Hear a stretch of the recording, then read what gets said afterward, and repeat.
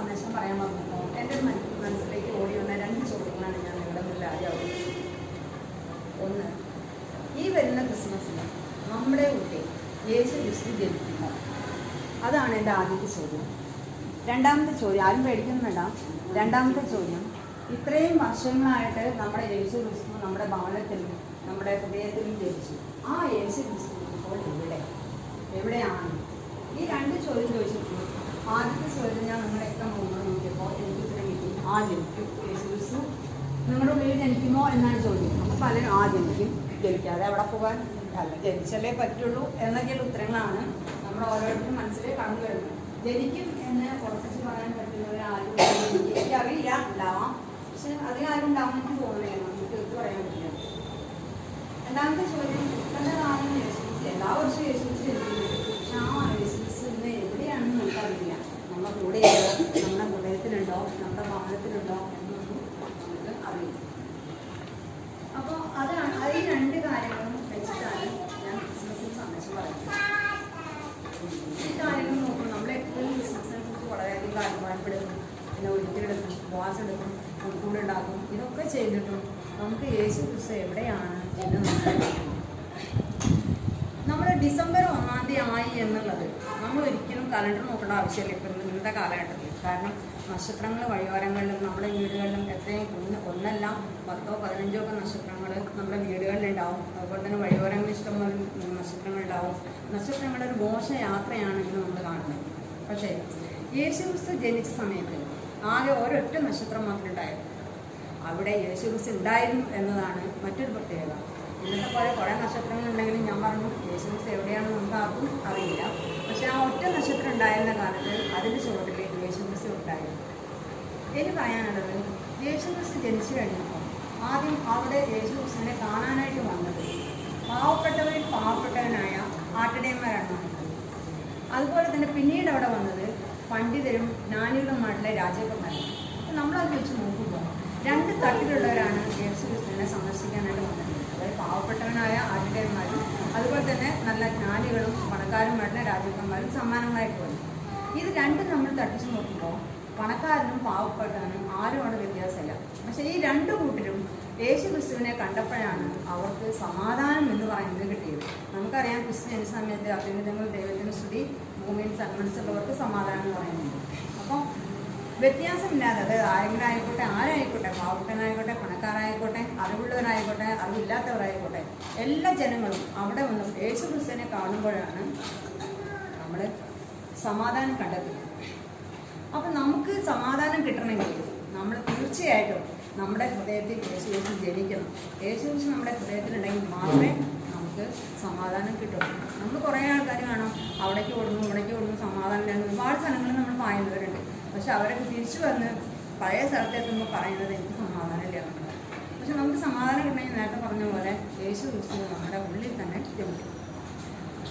പരിശുദ്ധ അമ്മയുടെ കാര്യം എടുക്കുകയാണെങ്കിൽ പരിശുദ്ധ അമ്മ പരിശുദ്ധാത്മാവിനാൽ ഗർഭിണിയായ സമയത്ത് പറയുന്നുണ്ട്, എലിസബത്ത്, നിന്റെ ചാർച്ചക്കാരി എലിസബത്ത് ഗർഭിണിയാണ്, അവൾക്ക് 6-ാം മാസമാണെന്ന് കേട്ടപ്പോൾ പരിശുദ്ധ അമ്മ ഞാൻ ഗർഭിണിയാണല്ലോ എന്ന് വിചാരിച്ച് ബെഡ് റെസ്റ്റിലേക്കല്ല പോയത്. കിലോമീറ്ററുകളോട് നടന്ന് മലപ്രദേശത്തൂടെ കയറി ഇറങ്ങി വളരെ കഷ്ടപ്പെട്ടിട്ടാണ് എലിസബത്തിൻ്റെ അടുത്ത് പോയതും അവിടെ ചെന്ന് അവിടെ ശുശ്രൂഷിക്കാനായിട്ട് വരുന്നത്. അപ്പോൾ പരിശുദ്ധ അമ്മ വളരെയധികം ത്യാഗപ്രവർത്തികൾ അല്ലെങ്കിൽ വളരെ കഷ്ടപ്പെട്ട് വളരെ ബന്ധപ്പെട്ടിട്ടാണ് ഓരോ കാര്യങ്ങളും ചെയ്തിരുന്നത് നമ്മൾ നന്നായിട്ട് ബൈബിളിൽ വായിക്കുന്നുണ്ട്. നമ്മളും സേവനങ്ങളും സഹായങ്ങളും ഒക്കെ ചെയ്യുന്നവരാണ്. പക്ഷെ നമ്മൾ ആരെങ്കിലും ഈ ത്യാഗപ്രവൃത്തികൾ ചെയ്യുമ്പോഴോ നമ്മുടെ കുടുംബങ്ങളിൽ ചെയ്യുമ്പോഴോ അല്ലെങ്കിൽ സമൂഹത്തിൽ ചെയ്യുമ്പോഴോ ആരും ഇങ്ങനെ ബന്ധപ്പെട്ട് ചെയ്യുന്നുണ്ടോ എന്നാണ്, അല്ലെങ്കിൽ കഷ്ടപ്പെട്ട് ചെയ്യുന്നുണ്ടോ, ത്യാഗം സഹിച്ച് ചെയ്യുന്നുണ്ടോ എന്ന് നമ്മൾ ഓർക്കുന്നത് നല്ലത്. നമ്മൾ ഒരുപാട് സേവനങ്ങൾ ചെയ്യുന്നവരാണ്, ഒരുപാട് ദാനധർമ്മങ്ങൾ ചെയ്യുന്നവരാണ്. ഇത് പറയുമ്പോഴാണ് ഒരു സന്യാസിയുടെ കഥ ഓർമ്മ വരുന്നു. പലരും കേട്ടുള്ള കഥയായിരിക്കും. ഒരു സന്യാസി തൻ്റെ നാട്ടിലുള്ള ജനങ്ങളെ മുഴുവൻ വിളിച്ചു വെക്കി അവർക്ക് ദാനധർമ്മത്തെക്കുറിച്ചുള്ള ക്ലാസ് എടുക്കുകയായിരുന്നു.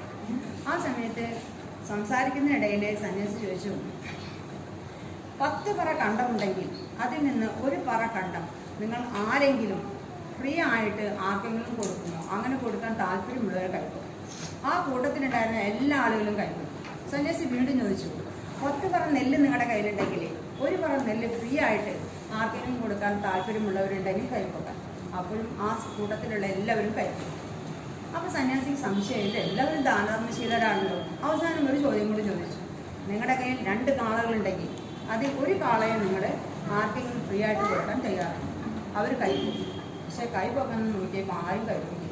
സന്യാസിക്ക് സംശയമായി. സന്യാസി ചോദിച്ചു, എന്തുകൊണ്ടാണ് നിങ്ങൾ ഈ കാളയെ കൊടുക്കാൻ സമ്മതിക്കാറ്? ഞങ്ങളുടെ കയ്യിൽ 10 പറ നെല്ലോ 10 പറ കണ്ടോ ഞങ്ങളുടെ കയ്യിലില്ല, ഇല്ലാത്തതുകൊണ്ടാണ്, ഉണ്ടെങ്കിൽ ഞങ്ങൾ കൊടുക്കും എന്നുള്ളതിലാണ്. പക്ഷെ 2 കാളകളിൽ 1 കൊടുത്താൽ ഞങ്ങളുടെ കയ്യിൽ ആകെ 2 കാളയുള്ളൂ, ഞങ്ങൾ പെട്ടു. ഇങ്ങനെയാണ് നമ്മുടെ ആത്മീയ ജീവിതവും, നമ്മുടെ എന്ന് പറഞ്ഞാൽ എൻ്റെ മാത്രമല്ല, നമ്മുടെ എല്ലാവരും വെച്ച് പറയാനുണ്ടാവും. ആത്മീയ ജീവിതവും കുടുംബ ജീവിതവും എല്ലാം ബന്ധപ്പെട്ട് കിടക്കുന്നത്. അതുപോലെ പരിശുദ്ധ അമ്മ ഗർഭിണിയായ സമയത്ത് നമ്മൾ പറഞ്ഞ എലിസബത്തിൻ്റെ അവിടെ പോയിട്ടുണ്ട്. അമ്മയുടെ ജീവിതത്തിൽ എടുത്തിട്ടുണ്ടെങ്കിൽ എല്ലാ പ്രവർത്തനങ്ങളും വളരെ ത്യാഗപൂർണ്ണമായ പ്രവർത്തനങ്ങളാണ്. അതുപോലെ തന്നെ വളരെയധികം കഷ്ടപ്പെട്ട കാര്യങ്ങൾ ചെയ്തിട്ടുള്ളതാണ് അമ്മ. നമുക്കറിയാം, പ്രസവിക്കുന്ന സമയത്ത് പ്രസവവേദന അനുഭവിച്ചിരിക്കുന്ന സമയത്ത് നമ്മൾ മാതാപിതാക്കൾക്ക് അറിയാം എത്രമാത്രം വേദന സഹിച്ചിട്ടാണ് നമ്മൾ. പക്ഷെ പ്രസവിക്കാനൊരു ഇടം കിട്ടാതെ എല്ലാ സ്ഥലത്തും ചോദിച്ച് പോകുന്ന ആ ഒരു അവസ്ഥ, ആ ത്യാഗപ്രവൃത്തി നമുക്കറിയാം.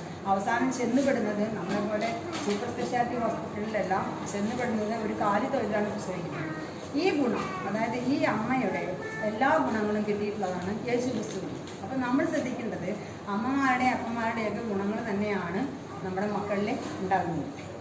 ഇനി ബയോളജിക്കലായിട്ട് പറയുകയാണെങ്കിൽ 23 ക്രോമസോൺ അമ്മയുടെയും 23 ക്രോമസോൺ മക്കളുടെയും ചേർന്നിട്ടാണ് ഒരു കുഞ്ഞുണ്ടാകുന്നത്. അപ്പം ഇവിടെ നമുക്ക് വിശുദ്ധ യൗസേപ്പിതാവിനെ നമുക്ക് മാറ്റി തെറ്റുണ്ടോയെന്ന് എനിക്കറിയില്ല കേട്ടോ, എന്നാലും ഇത് ശരിയാണെന്ന് വിചാരിക്കുന്നു. നമുക്ക് യൗസേപ്പിതാവിനെ മാറ്റി നിർത്താം. കാരണം പരിശുദ്ധാത്മാവിൻ്റെ പ്രവർത്തനത്താലാണ് അമ്മ ഗർഭിണിയായതെന്ന് നമുക്കറിയാം. അപ്പോൾ അതുകൊണ്ട് 46 ക്രോമസോമും പരിശുദ്ധ പരിശുദ്ധ അമ്മയുടേതാണ്. അതുകൊണ്ട് തന്നെ പരിശുദ്ധ അമ്മയുടെ എല്ലാ ഗുണങ്ങളും കിട്ടിയിട്ടുള്ളതാണ് യേശു ക്രിസ്തു. എല്ലാ ത്യാഗപ്രവൃത്തികളും എല്ലാം കിട്ടിയിട്ടുണ്ട്. അതുകൊണ്ട് തന്നെയാണ് മാനവരക്ഷയ്ക്ക് വേണ്ടി അവസാന തുള്ളി രക്തം പോലും യേശു ക്രിസ്തു ചിന്തിയിട്ടുണ്ട്. അതുകൊണ്ട് നമ്മൾ ശ്രദ്ധിക്കുന്ന കാര്യം, നമ്മളെപ്പോഴും മനസ്സമാധാനം എന്ന് പറഞ്ഞിട്ട് ഓടിയിട്ട് കാര്യമില്ല.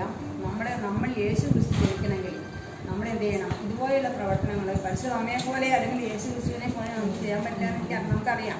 എങ്കിലും നമ്മൾ ഒരു പടി കൂടി, നമ്മൾ ഇന്ന് ആയിരിക്കുന്നതിൽ നിന്നും ഒരു പടി കൂടി നമുക്ക് മുന്നോട്ട് വയ്ക്കാൻ പറ്റുമോ എന്ന് മാത്രം നമ്മൾ നോക്കിയാൽ മതി. ഇന്ന് നമ്മുടെ മക്കളോട് വേറെ കാര്യം പറയാനുള്ളത്, ഒരിക്കലും നമ്മുടെ മക്കൾ ഉപദേശം കൊണ്ട് നേടിയവല്ല. നമുക്കറിയാം, നമ്മൾ മാതാപിതാക്കളെ രഹസ്യമായി ചെയ്യുന്ന കാര്യങ്ങൾ മക്കൾ പരസ്യമായി ചെയ്യുന്നതാണ് പണ്ട് മുതലുള്ളവർ പറയുന്നത്. അപ്പോൾ അതുകൊണ്ട് നമ്മൾ ഉപദേശിക്കുകയല്ല വേണ്ടത്, നമ്മുടെ പ്രവർത്തനത്തിലൂടെയാണ് നമ്മൾ അവരെ നന്നാക്കാൻ നോക്കുന്നത്. ഈ ക്രിസ്മസിനെ യേശു ക്രിസ്തു നമ്മുടെയൊക്കെ ഉള്ളിൽ ജനിക്കട്ടെ എന്ന് നമുക്ക് ആശംസിക്കാം. അപ്പോൾ ഇങ്ങനെ വന്നപ്പോഴാണ് 2016 തോന്നുന്നു, ഞാൻ വിശ്വാസപ്രഭയിൽ ഒരു കവിത എഴുതിയിട്ടുണ്ടായിരുന്നു. അതും കൂടി ഒന്ന് പാടിയേക്കാം. പടിവാക്കുന്നു 1000 പൂത്തിരി ശോഭയോടെ, ഹൃദയകവാടത്തിൽ മുട്ടി വിളിക്കുന്നു, കുടികൊള്ളുവാൻ വെമ്പൽ കൊണ്ടിടുന്നു. സടകുടഞ്ഞെഴുന്നേൽക്കാമൊരുങ്ങിടാം, രക്ഷകനാമീശോക്കിരിപ്പിടാമേകുവാൻ ഇവരും ക്രിസ്തുമസ് വേളയിലെങ്കിലും ഉല്ലസിച്ചിടുന്നു, നോക്കു നോക്കുന്നു, പുൽക്കൂടൊരുക്കുന്നു, സുഹൃതങ്ങളാൽ നെയ്തൊരുക്കിയിടുന്നു, പൊന്നൊടുപ്പുമാഭരണങ്ങളും. നമ്മളോ കാലചക്രത്തിലും വേഗത്തിൽ പായുവാൻ ഇടം വലം നോക്കാതോടി നടക്കുന്നു. ഓട്ടത്തിനിടയിൽ എത്രയോ ജീവിതങ്ങൾ പുറങ്കാലുകൊണ്ടു തട്ടിത്തെറിപ്പിച്ചു നാം. അനുവദിച്ചില്ല നമ്മുടെ തിരക്കു രോഗം അവരെ തിരിഞ്ഞൊന്നു നോക്കുവാനായി. ഇനിയെങ്കിലും കൂട്ടരെ ചുറ്റിലും നോക്കുവിൻ, ഇവരും ക്രിസ്തുമസ് വേളയിലെങ്കിലും.